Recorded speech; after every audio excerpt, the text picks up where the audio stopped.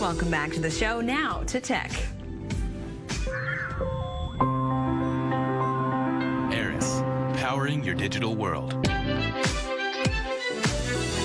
Joining us now with the latest consumer trends around the world is Dr. Villy Abraham, the Technology Marketing Department at Superior Academic College. Hey, Villy, thanks so much for coming in today. We're going to start with Netflix. We're going to reflect back to their initial public offering back in 2002. How have they changed since then? Well, dramatically. In 2002, they started with DVD by mail service. They just had 600,000 subscribers. $300 million company. Now it's worth $68 billion. It has 800. My God. It has 100 million customers around the world in 190 countries. Since last year, it's been providing its services here, and its budget is 3 times larger than networks like HBO. Which is amazing. Wait, really? Yes. I wasn't aware of that. You think HBO and Game of Thrones, it's like multi-million dollars per episode. Yeah. I think that they have the most. Wow. Yes, they pose serious competition with their shows like The House of Cards, which is really popular. And the thing is with Netflix is that it has improved the quality of production. If you compare it to the other companies, they really aim to the lowest common denominator. So it provides relatively cheap services and very high quality. Wow, and fun fact for you, my parents still use the DVD service. Hi, Mom. Yeah, they still do. I'd be curious to know how many people still use that. But we're going to move on now to Ikea. They're introducing smart products. So tell us a bit about what that means and what the consequences would be when they want to kind of enter the smart home market.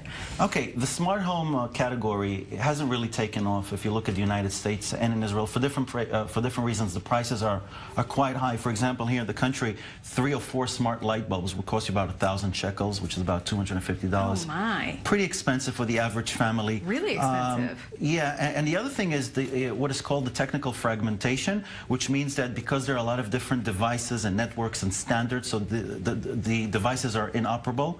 Okay, so I think Ikea has something ingenious because actually it allows you to operate the different light bulbs, for example, the different smart home devices by using Google Home or the Apple HomeKit, the Amazon Alexa. So I think it will help the industry cope with this inoperability, because what we need here in this industry for this to take off is to move from the early adopter stage, where people who usually have the money and they like buying things first, to move to the mass market stage. There's this chasm that we have to pass through, and I think it will help. It's really important. The smart products, it's a move in the right direction. It will pose serious competition as far as price is concerned with companies like Philips, but it will still provide a reasonable quality. Great, and we're going to talk about another really cool new app, Print. It allows you to print pictures from your smartphone. Well, it's been around since 2015. That's when it released its first generation. Now it released its second generation this past Tuesday. It costs about $150. It's a device that you just slide onto your phone. Well, you have to download the app first, which is it's spelled a bit strange. It's spelled P-R-Y-N-T. You snap a photo, or you choose something from your camera roll. You can add all sorts of frames and all sorts of stickers, filters.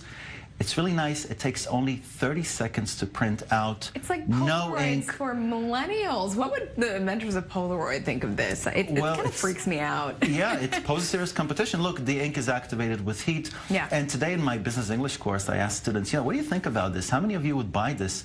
And surprisingly, about 25 or 30% say that they would buy it. Yeah. For different reasons, especially moms. Sometimes in kindergarten they say bring a picture of your family, and that's true. You can just print it out. You don't have to. Villy. But we have to move on now to our last topic, which is Uber. They made a multi-million-dollar mistake. What happened there? Okay, well, according to the agreement that was signed with drivers back in 2014, they said that they would charge commission based on net income. What they did is they made a mistake, and they based their commission based on gross fare, which includes taxes and fees.